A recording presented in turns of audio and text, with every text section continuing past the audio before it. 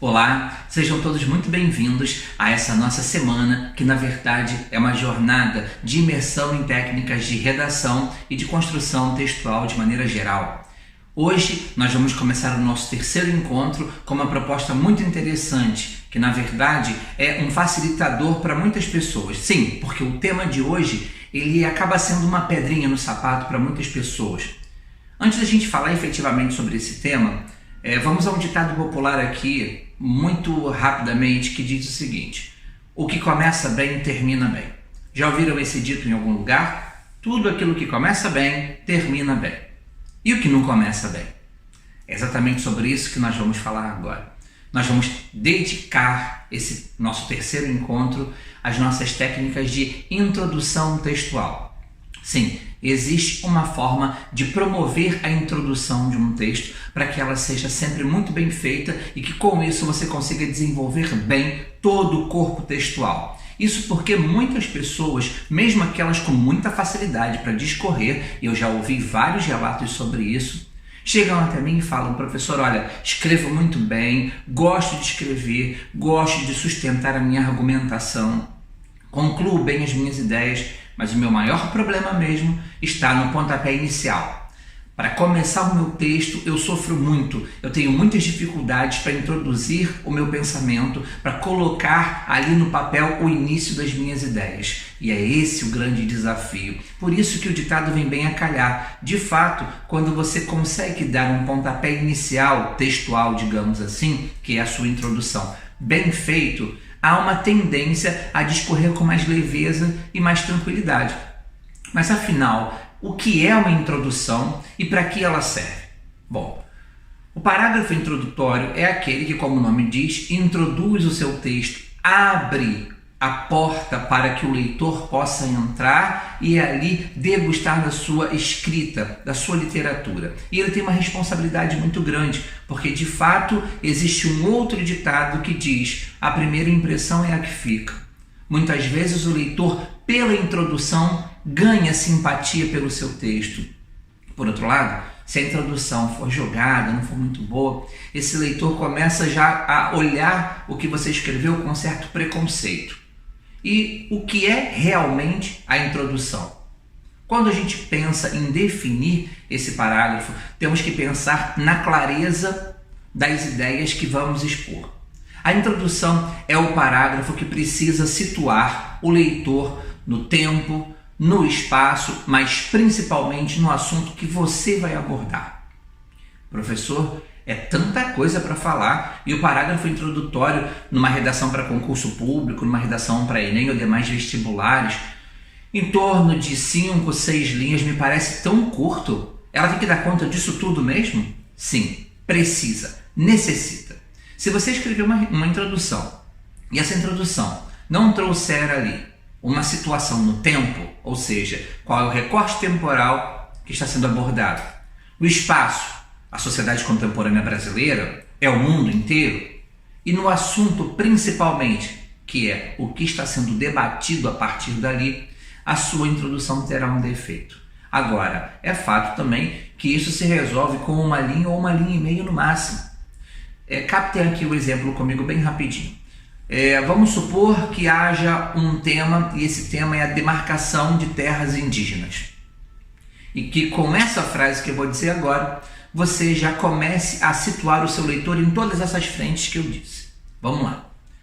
A sociedade brasileira contemporânea vive o problema da falta de demarcação das terras indígenas.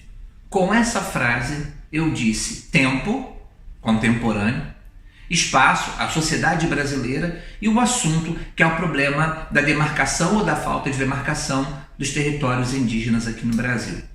Viram como é simples? É muito fácil. Toda essa questão é técnica, tudo isso é um encaixe de ideias. Agora, se você pensa que tudo se resume a essa pequena frase e os seus desdobramentos, você está ignorando a quantidade de tipos diferentes de introdução que nós podemos ter.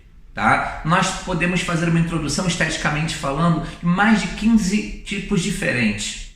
E aí cabe a cada autor escolher aquela que melhor casa, não só com o tema abordado, mas também com o seu estilo de escrita. Sim, cada autor acaba desenvolvendo um estilo e a introdução também passa essa impressão digital do autor. Por exemplo, você pode usar uma introdução cinematográfica ou por flash. É aquela introdução em que você coloca 3 ou 4 tópicos seguidos de um ponto. Violência, ponto. Abandono, ponto. Medo, ponto. Essa é a triste realidade das pessoas que hoje vivem nas ruas, nas grandes cidades do Brasil. É só um exemplo. Isso já é uma introdução que situa o leitor no tempo, no espaço, no assunto e dá uma ideia mais cinematográfica, uma ideia de flashes que é muito importante para o estilo que você está desenvolvendo. Agora, é claro que ao falarmos sobre diferentes tipos de introdução, eu preciso ressaltar que num vídeo como esse nós não conseguimos explorar todos os tipos e nem é o objetivo. Agora, temos encontros no nosso curso que focalizam no destrinchar de cada um desses tipos. E aí, o grande passo é o autor se apoderar, é o autor se beneficiar daquele estilo que cai melhor para sua escrita. E fatalmente, fidelizar esse estilo, fidelizar essa introdução, fidelizar esse tipo escolhido a todos os seus textos, ou a maioria deles. Qual é, então, o grande objetivo de um curso que quer tirar você de um patamar ali ainda insuficiente na redação até as maiores notas? É definir qual é o melhor modelo que você pode aplicar aos seus textos e trabalhando esse modelo até que ele ganhe, dentro das suas possibilidades, a melhor versão. Será aquela que você com certeza escolherá para o seu texto, entregará à banca e será muito bem avaliada. Agora, introduzir um texto, de novo, para além de situar o leitor no tempo, no espaço e no assunto, precisa trazer logo de cara quais são os argumentos que o autor vai selecionar para estruturar o seu pensamento, para fundamentar a sua opinião. Tá? Então, se você tem ali um parágrafo introdutório e no final desse parágrafo introdutório você já apresenta os 2 problemas que serão aqueles abordados nos seus 2 parágrafos de desenvolvimento e segue essa linha respectivamente, ou seja, na ordem que você coloca na introdução, você coloca também no desenvolvimento, você desenvolve na mesma ordem, você está contribuindo para a perfeição da espinha dorsal do seu texto. Então, é uma junção de melhor compreensão e interpretação da sua ideia com a estética textual. Então, voltando, a introdução precisa inicialmente situar o leitor no tempo, no espaço e no assunto.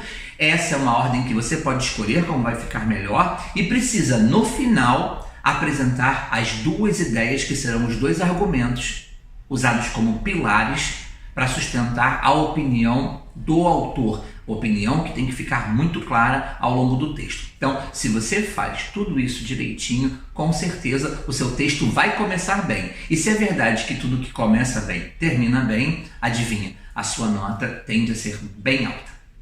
Bom, por hoje é só. Eu vou encerrando esse nosso terceiro encontro por aqui. Não perca o nosso próximo encontro. Um abraço para todos e até mais.